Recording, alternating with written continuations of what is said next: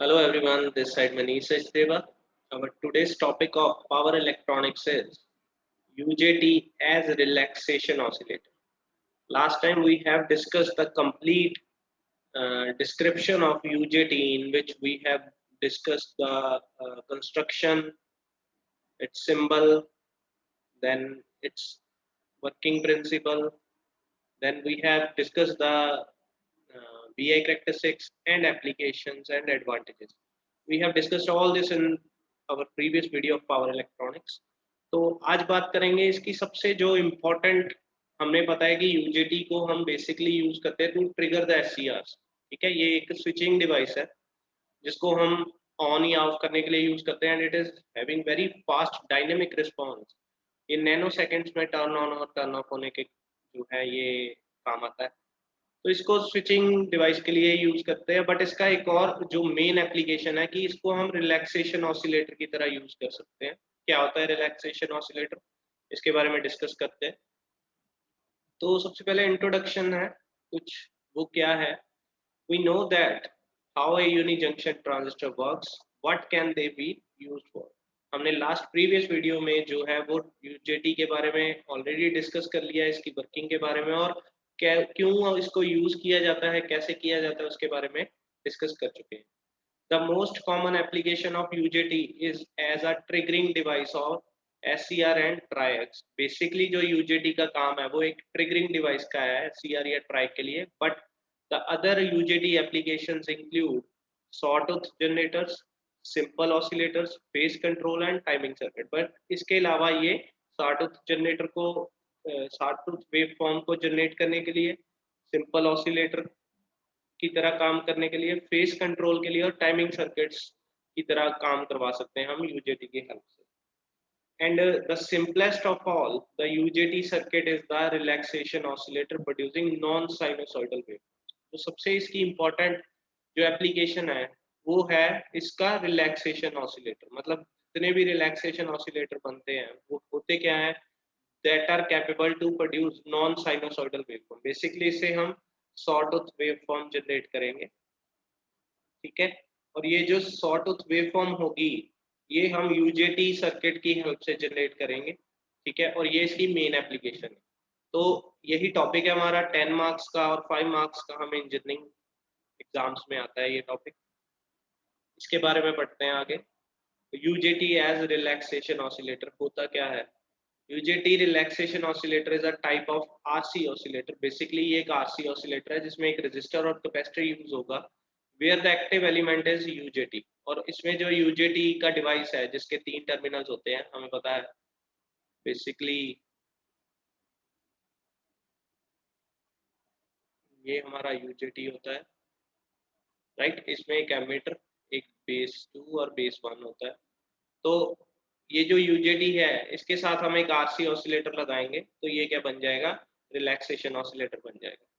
UJT is an excellent switch with switching times in order of nanoseconds। अब हमें पता है कि ये एक excellent switch है जिसका जो switching time है that is in the order of nanoseconds, and moreover it has a negative resistance region। हमने पढ़ा हुआ है इसकी VI characteristics में कि ये इसका जो ये एक negative region आता है this one, जिसके कारण ये क्या है in the characteristic and can be easily employed in relaxation oscillator। और इसी characteristics के कारण इसको as a oscillator यूज कर सकते हैं हम। The UJT relaxation oscillator is called so because the timing interval is set up by the charging of the capacitor and timing interval is seized by the rapid discharge of the same capacitor। इसलिए इसको relaxation oscillator कहा जाता है क्योंकि ये एक capacitor के charge होने से ये वेवफॉर्म जनरेट करता है और कैपेसिटर के डिस्चार्ज होने से एक और वेवफॉर्म जनरेट करता है जिससे ये सॉटूथ वेवफॉर्म बनती है, जिसको हम रिलैक्सेशन ऑसिलेटर का नाम देते हैं। तो एक कैपेसिटर की चार्जिंग और डिस्चार्जिंग पे डिपेंड करता है पूरे का पूरा ऑसिलेटर, और with the help of UJT होगा ये। ठीक है जी। In a basic and typical UJT relaxation oscillator circuit, the emitter terminal of the UJT is connected to the junction of the series connected resistance and capacitor RC circuit। तो basically जो emitter है इसका, मैं इसका diagram आपको दिखाता हूँ। This is the UJT as relaxation oscillator diagram, circuit diagram, ये आप बना लीजिए। यहाँ पे एक सप्लाई वोल्टेज दी गई है, किसको दी गई है, this is the RC circuit. ठीक है जी, R3 और C1 का नाम दिया है। वो जो RC सर्किट है that is connected with the emitter of the UJT, ठीक है जी। और जो बेस 2 है उसके साथ एक R2 लगा हुआ है और यहाँ से आउटपुट मिल रही है हमें VB2, और यहाँ से B1 से हमें आउटपुट मिल रही है VB1। और ये जो रेजिस्टेंस है, ये जो रेजिस्टर है दैट बेसिकली है वेरी लो रेजिस्टेंस, राइट। तो यहाँ पे हमें ये सॉटूथ पॉजिटिव पल्स मिलेगी, यहाँ पे हमें ये नेगेटिव पल्स मिलेगी। तो ये बेसिकली क्या है इसके बारे में डिस्कस करते हैं। आप ये डायग्राम बना लीजिए, इसको ही हम आगे वर्किंग प्रिंसिपल में जस्टिफाई करेंगे कि ये काम कैसे करता है। तो this is UJT age relaxation oscillator diagram. RC constant जो है ये इस पे डिपेंड करेगा कि हमारी जो वेवफॉर्म है वो बाहर कैसे आएगी, और ये एमिटर के साथ कनेक्टेड है। अब working operation of UJT age relaxation oscillator के बारे में डिस्कस करते हैं। When A voltage Vs is firstly applied to relaxation oscillator, the UJT is turned off.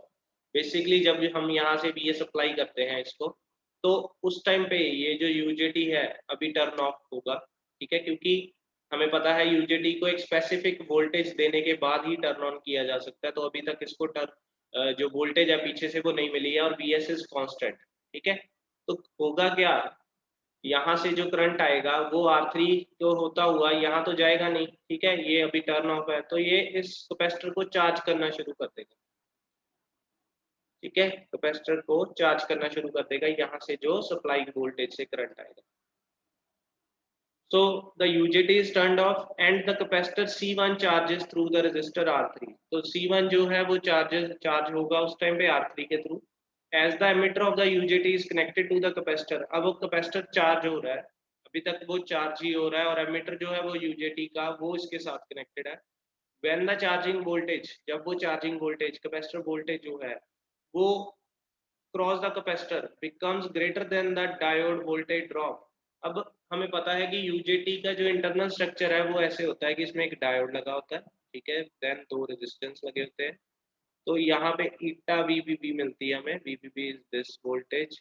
तो ये जो वोल्ट डायोड लगा होता है इसकी जो वीडी वोल्टेज होती है, जब हम इसको अप्लाई कर देते हैं पीछे से सप्लाई वोल्टेज प्लस वीडी, अगर ये पीछे से वोल्टेज मिल जाती है इसको कि इस बीडी को फॉरवर्ड बायस डायोड जो है यहाँ पे लगा, इसको अगर वोल्टेज फॉरवर्ड बायस करते तो ये टर्न ऑन हो जाता है। तो क्या होगा जब ये कैपेसिटर चार्ज हो रहा है, आफ्टर चार्जिंग क्या होगा, ये करंट इधर से इसको भेजेगा इधर को, इधर से Vs का करंट आ रहा है, इधर से वोल्टेज का जो कैपेसिटर चार्ज होगा जब ग्रेटर देन इस Vs से ज्यादा सप्लाई हो जाएगी तो क्या होगा, ये यहाँ से डिस्चार्ज होना शुरू हो जाएगा। अब वो इस नॉर्मली क्या करेगा, the PN junction behave as a normal diode. अब इसके बीच जो डायोड लगा होता है, जो डायोड की ड्रॉप वोल्टेज ड्रॉप वैल्यू है वो जब ज्यादा से ज्यादा हमें कैपेसिटर वोल्टेज हो जाएगी तो PN junction behave as a normal diode and becomes forward bias which triggers the UJT into conduction. The UJT is called as on state. उस टाइम पे ये UJT को टर्न ऑन कर देगा, ठीक है, एक स्पेसिफिक वोल्टेज मिल जाएगी Vs प्लस Vc, तो ये दोनों वोल्टेज जो मिलके है यूजेटी को टर्न ऑन कर देगी। अब होगा क्या उससे, capacitor will discharge, capacitor discharge होना शुरू हो जाएगा। कहाँ से शुरू होगा, एमीटर से होता हुआ बेस 1 से होता हुआ रजिस्टर 1 की तरफ। तो यहाँ से अगर मैं देखूं, यहाँ से करंट आएगा एमीटर को होता हुआ, एमीटर से बेस 1 की तरफ होता हुआ, देन बेस 1 से VB1 की तरफ जाएगा, मतलब थ्रू R1 के क्रॉस हमें वोल्टेज मिलनी शुरू हो जाएगी। वो कौन सी वोल्टेज मिलेगी, कैपेसिटर के क्रॉस जो डिस्चार्ज हो रही है, ठीक है। तो यहाँ पे वही लिखा है, capacitor discharges through emitter base 1 and across R1 as the ohmic value of R1 is very low. अब जो R1 की वैल्यू हमें यहाँ पे हम मेंशन है, this is very low resistance. अब वेरी लो रेजिस्टेंस का मतलब क्या है कि कोई भी करंट पीछे से आ रहा है वो रुकेगा नहीं, मतलब जैसे ही यहाँ से करंट आएगा वो सारा का सारा यहाँ पे शो हो जाएगा, there will be no voltage drop here.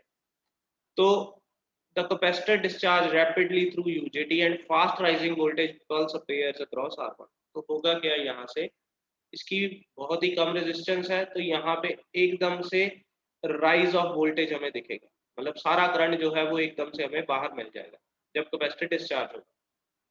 उसके बाद क्या सिनेरियो क्या है, because the capacitor discharge more quickly through the UJT then it charging up through the resistor R3। अब वो कह रहे हैं कैपेसिटर जो डिस्चार्ज हो रहा है उसका टाइम फास्ट है rather than the charging time, क्योंकि R3 की वैल्यू काफी है तो वो चार्जिंग को टाइम लगाएगी। बट जब एक बार चार्ज हो गया कैपेसिटर तो यूजेटी और R1 की वैल्यू, यूजेटी तो एक स्विच है वो टर्न ऑन हो गया, R1 की वैल्यू बहुत कम है, इसलिए वो सारा का सारा डिस्चार्ज बहुत जल्दी हो जाएगा, मतलब सारा करंट उसमें से फ्लो कर जाएगा थ्रू क्रॉस द R1 और एक पल्स हमें ऐसे दिख जाएगी। The discharging time is lot less than the charging time as the capacitor discharges through the low resistance UJT. अब when the voltage across the capacitor decrease below the holding point of the PN junction, अब जैसे ही वो holding current PN junction को जो जहाँ से current जा रहा था, जब कैपेसिटर डिस्चार्ज हो गया तो अगेन BS सप्लाई उसको टर्न ऑफ कर देगी UJT को, क्योंकि वो होल्डिंग वैल्यू से कम हो जाएगा करंट पीछे से जब पूरा कैपेसिटर डिस्चार्ज हो जाएगा। And no current flows into the emitter junction, so once again the capacitor charges up through R3। और क्या होगा जब सारी वोल्टेज यहाँ से मिल गई उस टाइम पे ये वापस डिस्चार्ज हो चुका है और BS जो है वो इसको दोबारा चार्ज करने में लग जाएगा और ये टर्न ऑफ हो जाएगा। ठीक है, अब ये दोबारा टर्न ऑफ हो गया तो आगे the capacitor charges up through R3 and this charging and discharging process between V on and V off is constantly repeated while there is a supply voltage VS applied। अब हमें ये वाली जो pulse है ये मिलनी शुरू हो जाएगी।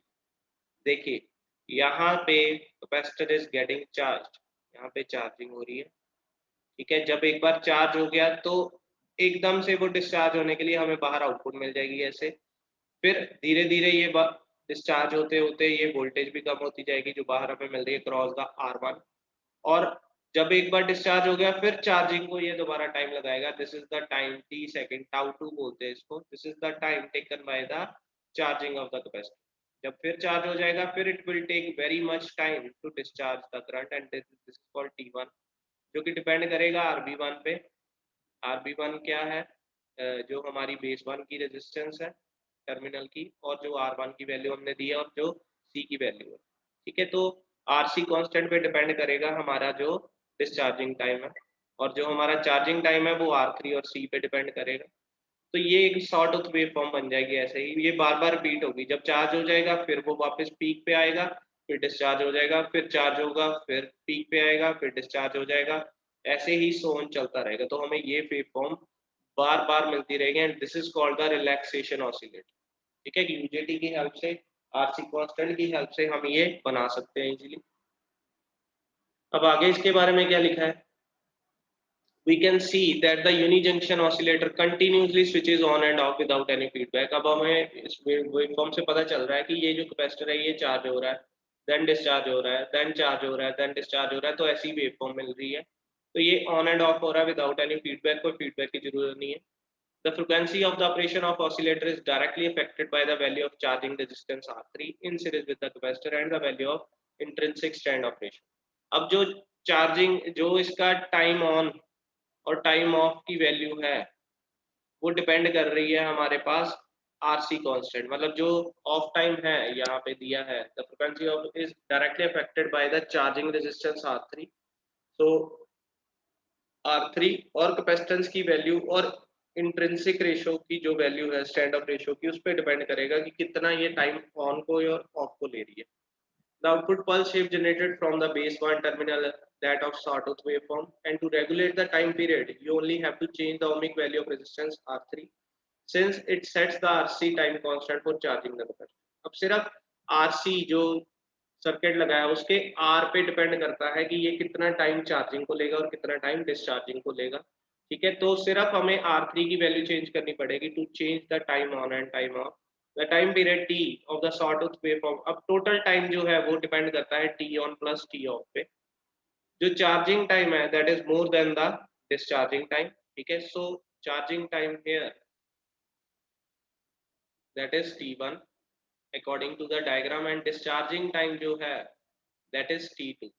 ठीक है, अब बेसिकली यहाँ से अगर मैं देखूँ तो ये T2 है जो डिस्चार्जिंग टाइम, सॉरी ये चार्जिंग टाइम है, यहाँ पे मैंने गलत लिख दिया है, यहाँ पे T2 है और जो डिस्चार्जिंग टाइम है दैट इज T1। तो T2 पे डिपेंड कर रहा है मोस्टली चार्जिंग टाइम, और ये T टोटल T जो है ये दोनों से मिलके बना।